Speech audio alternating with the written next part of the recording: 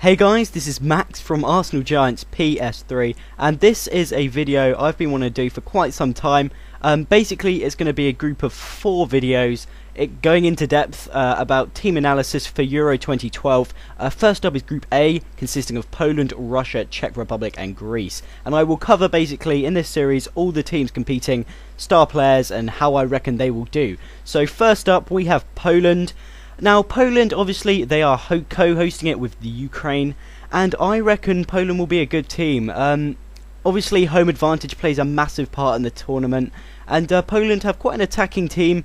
They play a 4-2-3-1, including Robert Lewandowski up front, who's been brilliant for Dortmund this season, and Jakub Kuba Blaszczykowski and Piszczek, both Dortmund players. The way they play is they will focus on a star man up front, and they will whip balls into Lewandowski, who poses quite a good aerial threat. But the problem is they are also quite defensive. Morawski and Dudka and the whole defence seem detached at points from the strikers in their front four, which presents quite a problem. And that's where Poland may fall down. Now they've got their 3-star players. First up is Jakub Kuba Blaszczykowski. I don't want to say that wrong. Just going to call him Kuba because that's what he shortens it to. Now he's been pretty good for Dortmund this season. He hasn't played as much as he has in recent years, but he's a very exciting player who's deployed as kind of a winger. He's a captain of Poland, and if he plays well, then he makes Lewandowski play well. Now Lewandowski's been brilliant. Obviously he scored 3 goals for Dortmund in the Super Final, Super German Cup Final, and when he's on form he poses quite a threat. Now I reckon if these two are on form, Kuba and Lewandowski, then they will definitely be a threat, and they can make Poland play. It's a reasonably easy group, and if these two are on top form, they really can do some damage. In goal, obviously, they got Szczesny. Now, Szczesny's my 3rd star man for them. He's been one of the most consistent players in a pretty inconsistent Arsenal team, and he has had some very, very good games, including the Liverpool one. And if he plays well, then Poland definitely should do well. Now they play Greece, Russia and Czech Republic. It's an easy group, and that's where I reckon they can really pick up points. I can see them going to either the quarterfinals or the semi-finals purely because it's an easy group. They've got a lot of talent. They've got Lewandowski, who some could say is within the best strikers in the world at the moment, and often a really, really good striker, and a solid defence, which Poland have to some extent can really pull you through. And if they get through the group, then you know there's only 3 games between them and the final, and they've got the home advantage. They'll have the crowd on their side. I really think Poland could be a star team, and so I reckon they'll come in either the quarterfinals or the semi-finals, and I reckon they will top their group. Next up is Russia. Now Russia are one of those kind of teams that have only recently got into the Euro form, but obviously in 2008 they were one of the best teams of the tournament, making it to the semi-finals, and the team remains generally unchanged. Zenit, obviously this season, have done very well, and a lot of those players come back, and these are the kind of players such as Arshavin that kind of ruled the Euro 2008 tournament with their very, very exciting style of football. And as you can see, Russia play mainly a 4-5-1 with 2 kind of playmakers. And the playmakers they're likely to play are Arshavin and Alan Zagoev from CSK, and they're likely to use Pavlyuchenko up front or Pogregniak, both players that have played in the Premier League. But one of the main problems is they have a very, very uninspiring 3 in the midfield that aren't likely to go forward. They'll run the game, but they don't offer too much creativity, and that's one of the main problems with Russia. And now the 3 most important players in their team. One is Shirkov, I hope I'm saying that right, a centre midfielder for Zenit. Now he's been very impressive for Zenit, and what he does is runs the midfield and is integral to the Russian team in that sense. Next up is Arshavin. Obviously for Arsenal he was, you know, hot and cold, but he's gone to Zenit and done very well, and Russia play him in the central role, one which Arsenal fans haven't really seen him in, and he runs the game. He is the Russian captain, I'm pretty sure, and if he plays well like he did at Euro 2008, then he will really run the team, along with this man, Alan Zagoev, a very classy youngster playing for CSK. He scored 6 from midfield this season, where he plays a little bit deeper. than he does in the Russian role, and he's a very, very good player at just kind of running the game and making the striker play and fitting the striker into it. Now, Russia, I think they've got an experienced squad. They're playing quite near home, so they'll have quite a lot of supporters there. You know, they've got one of the shortest squads Euro 2012. They're not actually that physical aside, surprisingly.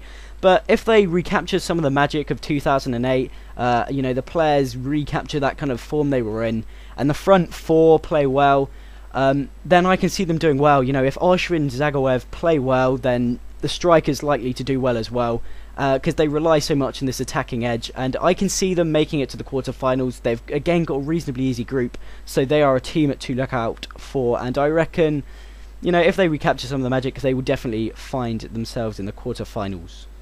The team in the group is Greece. Now, Greece are one of those teams, again, that have had previous successes in the tournament at Euro 2004, and they're another team that have a lot of experience from that tournament. Karagounis, who captained the side in 2004, is still part of the midfield, and it's that's one of the stories. I mean, they've got Samaras up front, plenty of experience, but how that experience transmits into quality is, you know, one of those problems. Now, they play a 4-3-3, but there aren't really any wingers. They play Gikas, Spaldigas, and Samaras, who are all predominantly strikers, but they kind of just bombard the attack, but not very successfully.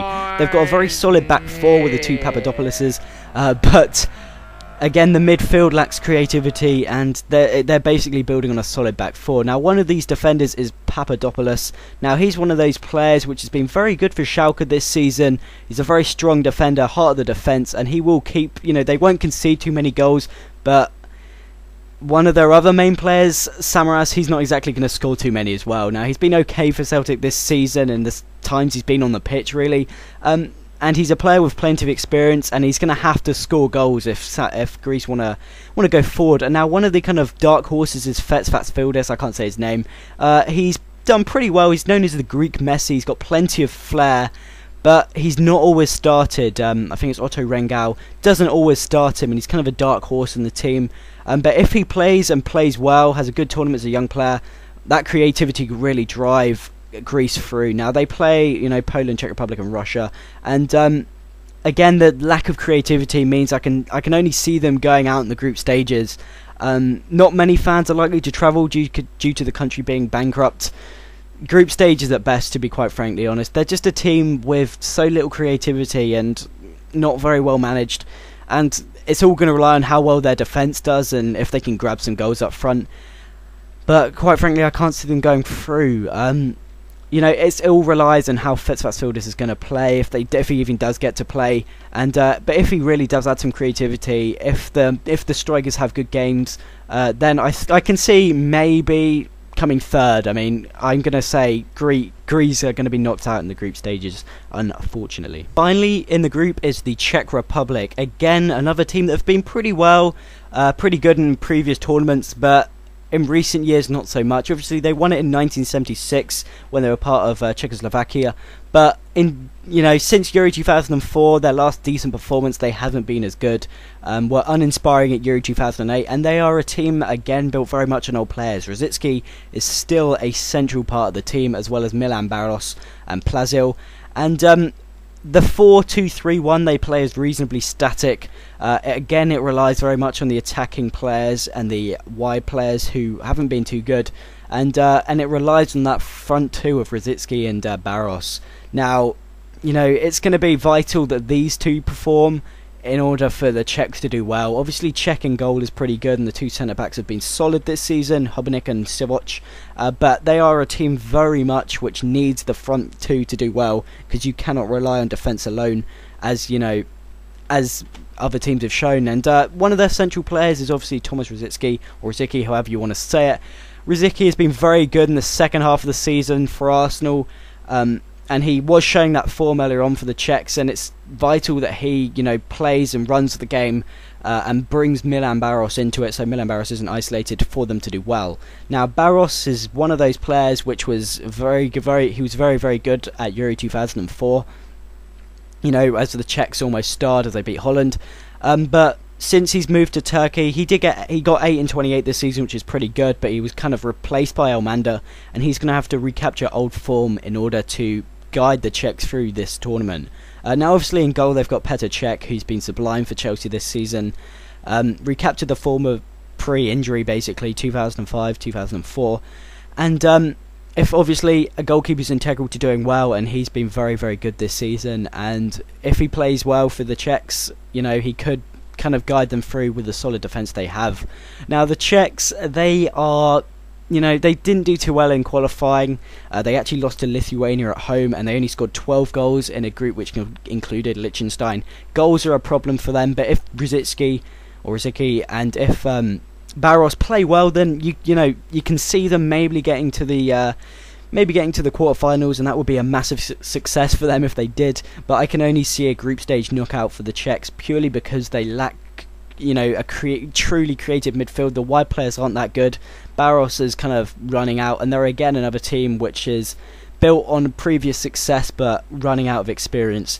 So in conclusion, basically, I think group stage knockout is likely, although it all depends on how Russia play, and they could maybe get to the quarterfinals depending on how well Rosicky and how well Barros play.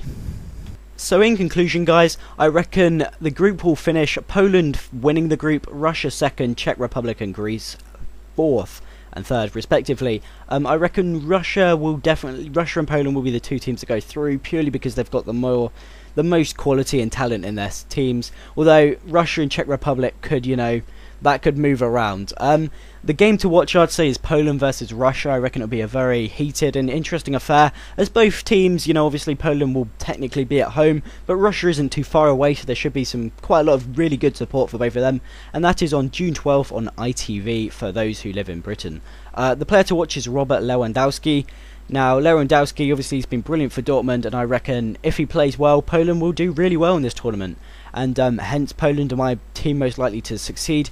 They are my dark horses. If they do well, I'm going to sit there and go, yep, I predicted that. If they bomb, I'm going to keep quiet. Now, I reckon Poland, purely because they're at home, they've got some really, really good players, a good young squad. You know, a lot of those players are very young, but doing very well now in the world. And I reckon in that reason, I reckon they'll make it to the quarterfinals, and I reckon they'll make it to the semis, really. I can't see them winning the tournament, but I definitely think they'll do well, and there'll be some star players in that squad. So guys, basically, if you found this video informative, I would very much appreciate a like. I don't normally ask for it, but I'd quite like, you know, I think there's some good information in this, and I'd quite like to share it around. So thanks guys for watching, and I will see you guys in part 2 with Group B. Thanks for watching, guys.